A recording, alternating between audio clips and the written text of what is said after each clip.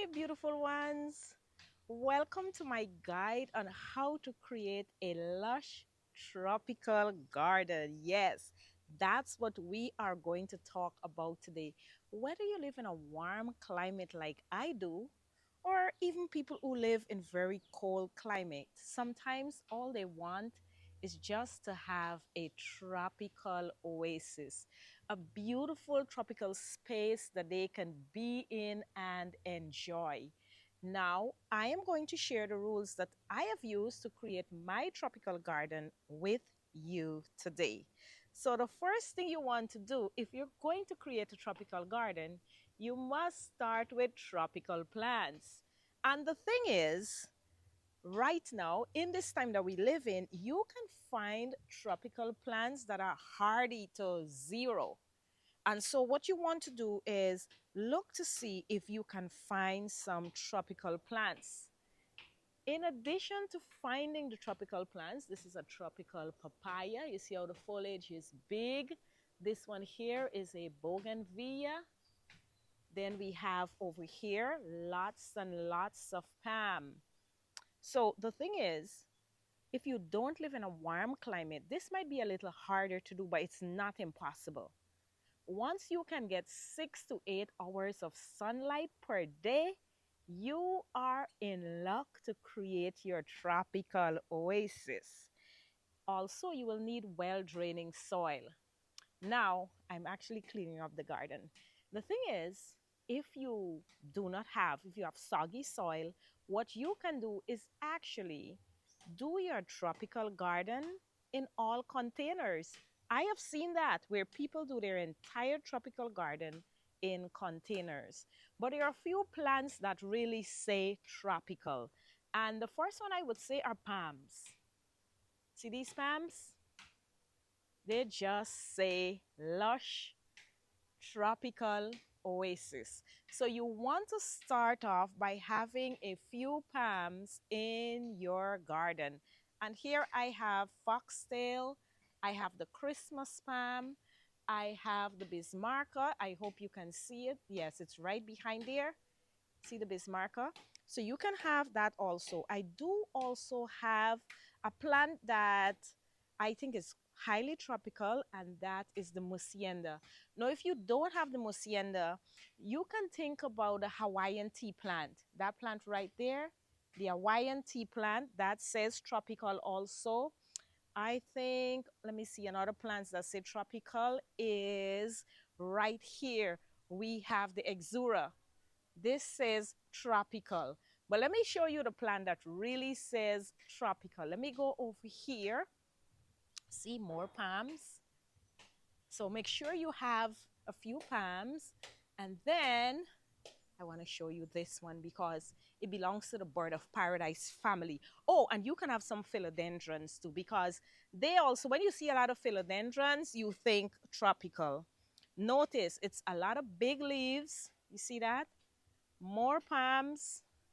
And here I have the heliconia, which belongs to the bird of paradise family right here. So if you can get any of these, either the heliconia or any kind of plant that has like a lot of drama to it, big leaves, really large flowers, that says tropical.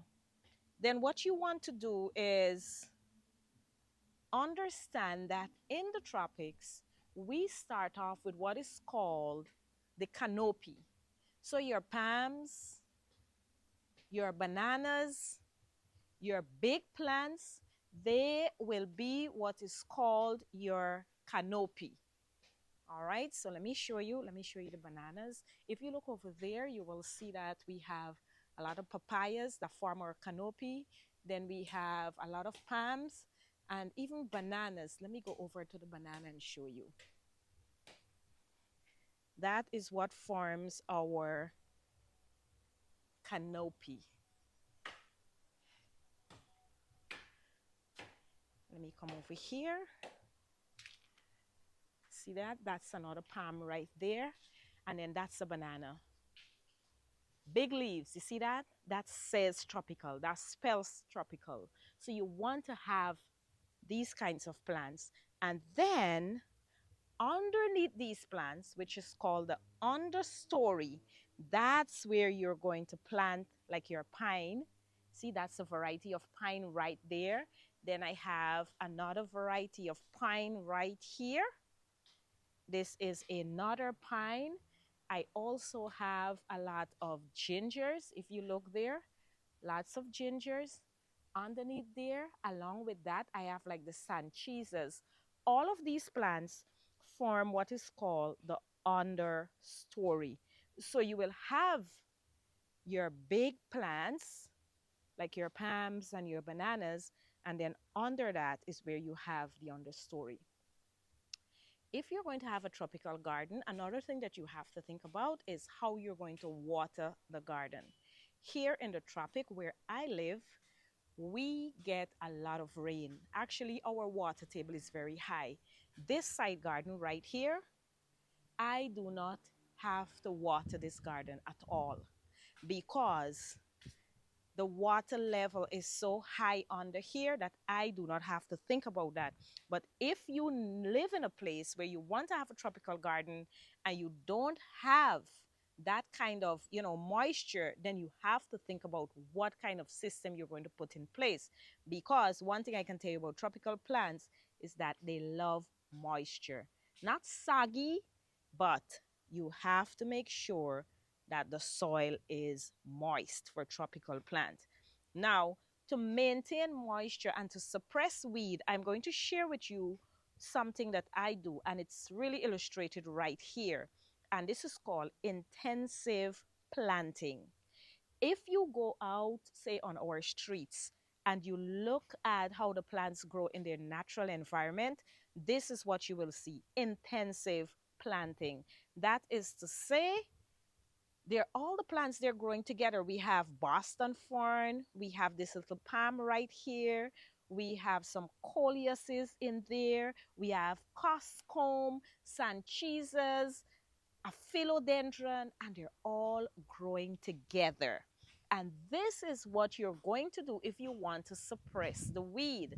Now, if you mulch, you're going to end up with a lot of different problems. You will have a lot of, you know, those bugs living under your soil, and you will have a different kind of problem to deal with. But if you do intensive planting, that is, you just plant up the space, then that will be your way of controlling the weed, as you can see right here. So with that being said, I do not have to do a lot of pruning, only in the places that I've not yet intensively planted. And my whole aim is to continue to plant intensively. We can see another evidence of it over here. And this intensive planting, what it does is it really helps me to keep the weeds at bay. So every nook, every cranny, you're going to make sure that there is a plant in there that you want in your garden. So what you're doing, you're not giving the weeds any time of day. And in this way, your pruning will become very easy, because all you will have to think about next is, how am I going to take off the dead leaves? I'm just going to get rid of the dead leaves. I'm going to take out the dead stems, as you can see in this fern right here. That's what you will have to think about. How will I, get rid of those? You would not have to think about pulling weeds all the time. Now, if you want to maintain a healthy tropical garden, you have to prune. And if you notice right here, this is not how it was growing. The Sanchezas was right up into that one there. And so what I do is I just prune it in a way so that you can get, all the plants can get to have their day. You can get to see every plant. They're all showcasing what they bring, and makes the garden look more beautiful. But you have to constantly prune. You might ask me, okay, what about fertilizer? So for me, I try my best to mimic what I see right here in the tropics.